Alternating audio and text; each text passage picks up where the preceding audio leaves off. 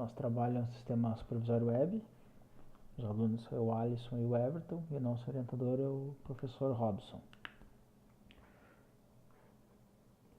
Uma introdução do nosso trabalho. Primeiramente, o que é um sistema SCADA? O sistema SCADA é um sistema supervisório de controle e aquisição de dados. Um acrônimo dele, que pode ser traduzido como fidelidade, é que é um sistema de supervisão de controle e aquisição de dados. Isso é uma definição completa, segundo o Gomes. Então, como exemplo, a gente mostra aqui na imagem a foto de uma planta de saneamento. Esse aqui é um exemplo comum de um sistema SCADA, onde você tem o desenho como se fosse a planta mesmo. Então você consegue ver tudo o que está acontecendo nessa planta, inclusive a parte de alarmes ali que pode estar acontecendo nesse momento. Sistemas supervisórios, normalmente são sistemas que são operados próximo à planta. Isso é uma limitação que acontece devido à forma que é utilizada a comunicação. Normalmente é cabo serial ou é cabo de rede. A gente sabe que isso tem algumas limitações em distâncias. Cada sistema SCADA monitora uma planta. Então, se eu tenho 10 plantas diferentes, em cada uma dessas plantas eu preciso ter um sistema SCADA rodando. E normalmente eles não interagem entre si. Cada um é independente do outro. Então, com isso, ele não permite uma visão global da conexão entre essas plantas. Então, para você ver os dados de cada uma, você vai ter que ir de uma planta na outra para poder ir olhando. Então, a parte de gerenciamento dela já fica bem complicada. Quanto maior o número de plantas que você tiver, mais difícil vai ser esse gerenciamento. Ou maior também o número de pessoas que você precisa ter envolvido nesse processo. Além do alto custo. Normalmente, sistemas, hoje em dia, você paga a licença por tag, seria cada sensor que está sendo lido, e é um valor bem alto isso. E tem algumas empresas ainda cobram como se fosse um token que libera o acesso ao sistema. Então, os objetivos do nosso trabalho. O objetivo geral é utilizar um sistema para facilitar o gerenciamento e a melhor visão do processo, auxiliando na tomada de decisão. E o objetivo específico, então, é desenvolver um sistema supervisório web, que é um sistema SCADA, mas já voltado para uma plataforma web, que a gente poderá centralizar as informações que estão vindo de diferentes e diversas plantas que estão espalhadas pelo mundo. E a outra parte é a parte do ser acessível remotamente. Então eu não preciso ir em cada uma delas. Da onde eu estiver, com um celular, um tablet, um notebook, desde que tenha internet, é possível você fazer a conexão e ver o que está acontecendo nessas plantas.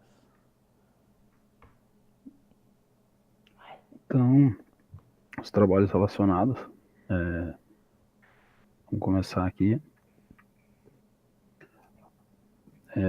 Então, a metodologia que a gente aplicou, né, no desenvolvimento do trabalho, a gente focou em 2 itens, que foi, primeiramente, um estudo exploratório, e depois, na sequência, e fazer a implementação baseado nesse estudo, né, com os itens que a gente identificou que seriam importantes. Então, os softwares que a gente estudou, que a gente viu que seriam que são mais utilizados hoje em dia, são esses 5. É o Mongo Automation, o Ellipse, o SCADA BR, o City System e o OpenSCADA. Então, essa tabela demonstra os itens que a gente viu que seriam partes essenciais para o desenvolvimento dessas soluções, né? E a gente também utilizou para fazer um comparativo do que cada uma delas tinha. Então, nessa tabela a gente já pode ver que tem todos os itens, que ele já trabalha com MQTT, ele já utiliza dashboard também, ele também tem a opção de web, gerenciamento centralizado também faz, né? E ele é escalável. Então, a parte que a gente conseguiu competir com ele foi a parte da licença. Em relação aos outros, então, digamos assim, os concorrentes mais fracos que a gente teria, seguindo essa ideia que a gente utilizou, né, de web, dashboard, também ser compatível com o MQTT, seria o Indices 4.0, que é da Seed System, e o Ellipse. Então, agora na sequência a gente vai explicar vai explicar o que cada um desses itens seria, né, dentro da aplicação. Então, o MQTT é um protocolo de mensagens que implementa um serviço de publicação Publish Subscribe, no qual os dispositivos que estão inscritos em um tópico recebem a mensagem de outro dispositivo que esteja fazendo uma publicação nesse tópico. Então, na mensagem ao lado aqui, a gente tem um CLP, um Node MCU e um RASP. Digamos que a gente tem um tópico lá, a temperatura, por exemplo. CLP, ele pode fazer um subscribe nesse tópico de temperatura, o Node também e o RASP também. Então, quando um manda mensagem nesse tópico, todos eles vão receber essa mensagem. E também outras aplicações que estejam conectadas. Aqui a gente dá um exemplo de outro broker, né? Ele pode estar em um outro tópico com o Raspberry aqui. Então, quando o Raspberry fazer um publish naquele tópico, o outro broker vai receber. Eu também posso definir uma aplicação para gravar informações no banco de dados. Então, aquela aplicação vai poder também receber informações dos dispositivos que vai estar sendo gravada, sempre seguindo essa mesma ideia dos tópicos, né? Então, quem não tiver no tópico não vai conhecer a informação. Da parte do dashboard, né? Pode falar, Tiago. Então, a parte do dashboard e a web seria você ter o acesso via ao navegador. Com o navegador você vai fazer o acesso no sistema. E ali você tem a parte do dashboard. Aqui, como exemplo, a gente está mostrando o monitoramento de um painel solar, onde você tem a opção de ligar e desligar a energia do painel, a parte das baterias ali, qual que é a corrente, a voltagem e a carga de corrente na amperagem desse painel. Então, isso tudo pode ser personalizado pelo usuário. Ele acessa, faz o cadastro e depois ele monta o dashboard de acordo com a forma, fica mais fácil dele visualizar o que está acontecendo na planta ou no equipamento que ele está monitorando. A parte de licenciamento. Então, como a gente disse ali, a parte que a gente seria mais competitivo seria na forma de licenciar o sistema. Então, seria uma licença por controlador. Então, como a gente mostrou lá, tinha o CLP, o Node e o RASP. Você pagaria a licença só pelo controlador, independente da quantidade de sensores que ele tenha. Então, isso seria uma forma mais em conta para quem quiser utilizar o sistema, que ele já sabe que vai ser sempre esse valor em cima da quantidade de dispositivos e não sensores. Então, dependendo do tipo de aplicação, você tem milhares de sensores, então isso é um custo muito alto para você manter. E sendo por dispositivo, você pode vincular vários sensores num dispositivo, então isso acaba sendo bem mais em conta. gerenciamento descentralizado. Então, é permitir a visualização dos dados e o controle dos processos em locais distintos onde eles estão. Que é aquela ideia de onde você estiver, que você tem acesso à internet pelo celular, um notebook ou um tablet, você consegue conexão, ver o que está acontecendo e também, se for preciso, fazer algum comando remoto. Então, na parte de escalabilidade, a ideia é permitir a expansão de vários dispositivos e que eles não precisem ter acesso à aplicação. Por exemplo, eu tenho em um servidor rodando aqui no Brasil, mas eu tenho cliente nos Estados Unidos, por exemplo. E os clientes de lá, então, teriam que receber informação daqui. Isso poderia acabar gerando um atraso de comunicação muito grande, né? Então, a ideia é a gente poder utilizar o, uma aplicação rodando lá e outra aqui, e que elas sincronizem as informações, né, em um determinado tempo, para que todos os clientes sejam atendidos de uma forma mais rápida, né? E o MQTT ele permite isso, permite essa implementação de escalabilidade com facilidade, né? Até pelo conceito dos brokers deles, né? Que tu não precisa saber o endereço do outro broker. Ou, se, por exemplo, se cai a comunicação, ele vai ficar tentando fazer a conexão até que restabeleça o sinal, e ele vai conectar de novo e vai continuar sincronizando as informações. E na parte do desenvolvimento, então, aqui a gente tem um modelo conceitual que a gente dividiu em aplicações. Então, a ideia aqui a gente tem um broker. Esse broker ele tem 3 dispositivos conectados a ele.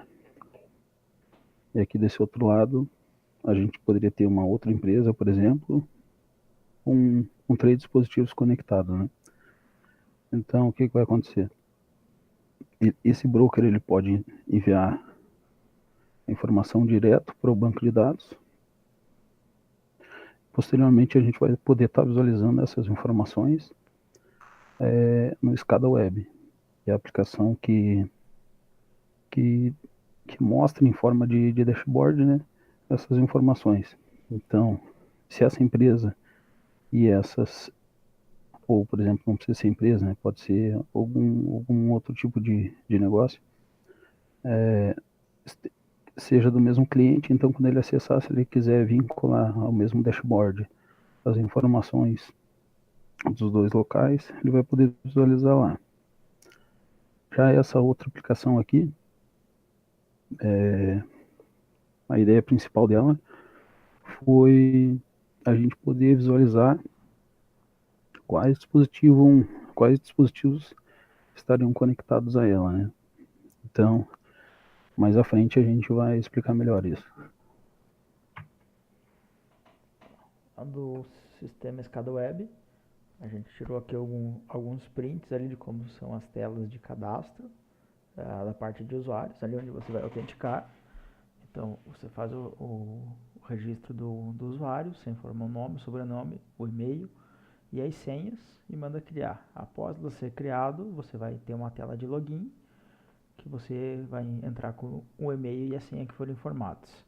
Aqui não está bem bonitinho porque a gente não teve tempo de mexer, então a gente usou o padrão que é criado pelo ASP.NET.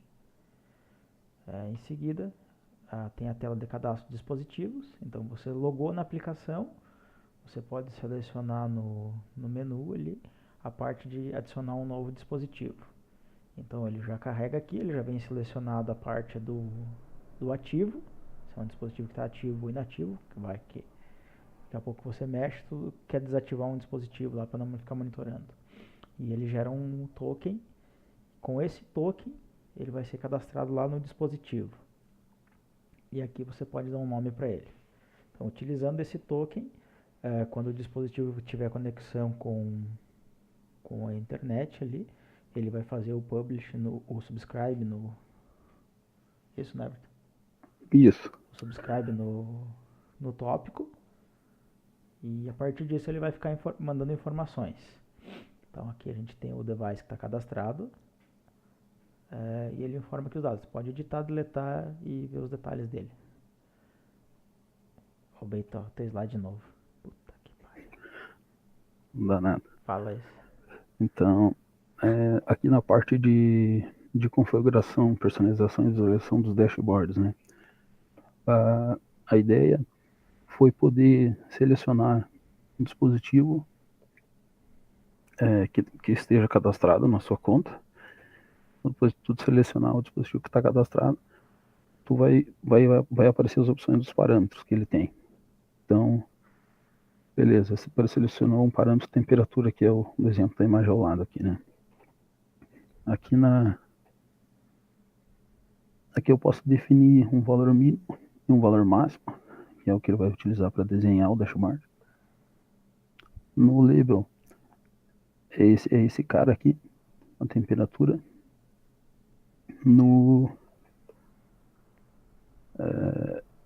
Na unidade, né? A unidade aqui, por exemplo, são graus Celsius. E aqui tu pode definir em segundos um tempo de atualização do dashboard, né? Nesse caso aqui a gente utilizou 5 segundos. O widget, né? E aqui, no widget, isso. E aqui tu vai selecionar o widget. Então, como o tempo de implementação foi curto, a gente só pôde criar um widget só para validar a ideia. Então a gente utilizou esse. Então vamos começar a explicação do broker aqui, como que a gente está trabalhando, né? Como que funciona um broker, né? Em si, a gente já deu uma ideia inicial ali no outro slide. Aqui a gente vai explicar como que a gente utilizou dentro da nossa aplicação ali, que foi apresentada no slide anterior aqui, né? Que seria essa aplicação. Então, até os testes que a gente realizou, a gente estava utilizando um Node MCU, né? Que ele estava enviando as informações para o nosso broker, e esse broker gravava as informações no banco. Então, depois a gente utilizava para gerar o dashboard. Uma parte muito útil do broker é pelo fato dele não precisar conhecer quem está conectado a ele, quem está trabalhando com ele na mesma rede, né? Então, ele só vai se preocupar em que ele tem que mandar informação para aquele tópico. A informação caiu naquele tópico, o broker já sabe para quem que ele tem que enviar. Então, ele vai enviar essas mensagens. A gente está utilizando o formato de JSON, que é mais fácil depois da gente tratar, né, para mostrar no dashboard. Então, a gente utilizou esse formato JSON para facilitar, para até pegar os parâmetros depois para carregar na interface.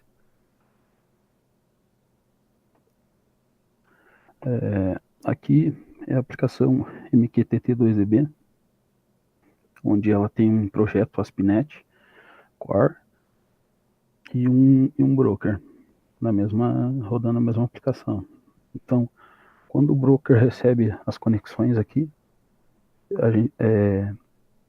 a gente grava a informação do cliente que conectou, e aí depois é possível visualizar na página web, né? Então aqui a gente tem 3 clientes conectados, né? Mostrando o token e qual é o cliente que está conectado.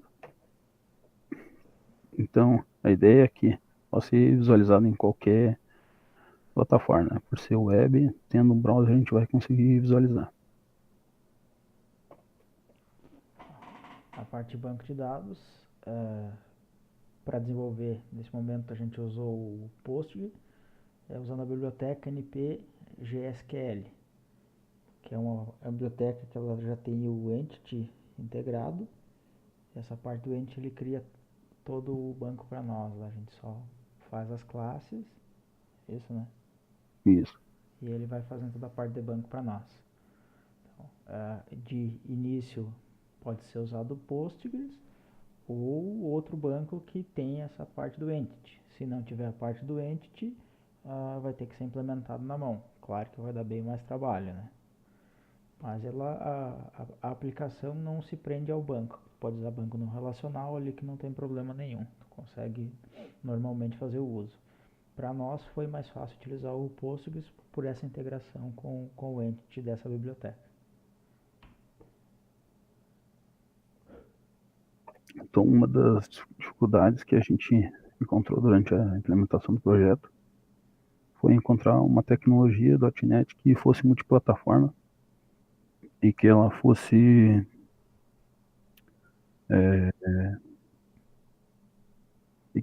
web, né? Então, inicialmente até a gente tinha ideia de que o .NET Core fazia isso, mas como a gente não tinha muita experiência com o .NET Core, foi complicado no início saber como que a gente tinha que criar as DLL para poder utilizar as referências em outro projeto. A parte do Entity Framework em si, a implementação era diferente, pois ele já trabalha com injeção de dependência nativo, então é diferente a forma que implementa isso, então a gente teve que aprender isso também. Então foi complicado essa parte, mas que a gente conseguiu pelo menos entender como que poderia fazer o processo e fazer uma aplicação simples para validar a ideia, né? Então, para a realização dos testes foi efetuada a implementação de múltiplos dispositivos que ficavam enviando os dados para a aplicação MQTT 2DB. Nesse caso foi os Node MCU, que foi feito como um simulador de CLP, e ele ficava mandando informação a cada 20, 30 e 40 segundos. Então, isso era recebido e armazenando para nós no banco, que depois a gente conseguiu fazer os testes ali da geração dos widgets ali, tudo, dentro do dashboard. Então, os dados que a gente utilizou foi isso que o Charles está comentando no slide anterior, né? O professor tinha 2 Node MCU, então inicialmente ele utilizou um para fazer 3 simulações, né? Então a gente simulava como se estivesse recebendo informação de 3 CLP, e aí posteriormente a gente fazia o tratamento, né? Eu selecionei o CLP1. O que ele está mandando? Ele está mandando temperatura, velocidade e altitude, por exemplo. Então, eu poderia ir lá e fazer aquela vinculação no dashboard, que foi aquele dashboard que a gente mostrou anteriormente, né? Mas então, ele não se prende, a gente não se prende a um controlador só ou a CLP, né? Qualquer dispositivo controlador que consiga trabalhar com MQTT vai conseguir enviar as informações para a nossa aplicação, que é o DVC escada, né? Então, a conclusão, né? A gente concluiu que a gente alcançou os objetivos que a gente definiu inicialmente, que era permitir o acesso remoto de diferentes plantas. Então, um projeto lá, como a gente validou como a gente fez a simulação de várias CLP mandando informações, né? Então, independente dos locais que esses CLPs estivessem enviando as informações, a informação ia chegar para a mesma aplicação e o usuário que tivesse logado ia conseguir visualizar da mesma forma. Ele não precisaria nem saber de onde estava vindo aquela informação. E também o desenvolvimento permitiu a gente ter uma maior compreensão do protocolo MQTT, né? Que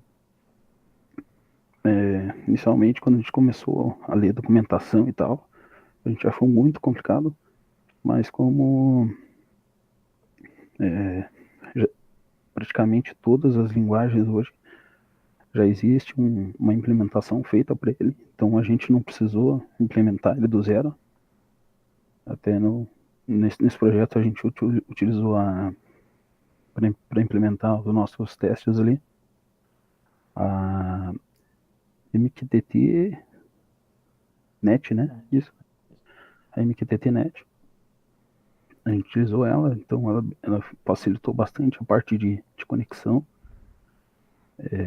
para conseguir interceptar qual dispositivo que estava sendo conectado e depois mostrar na web a usuário tal, o token tal.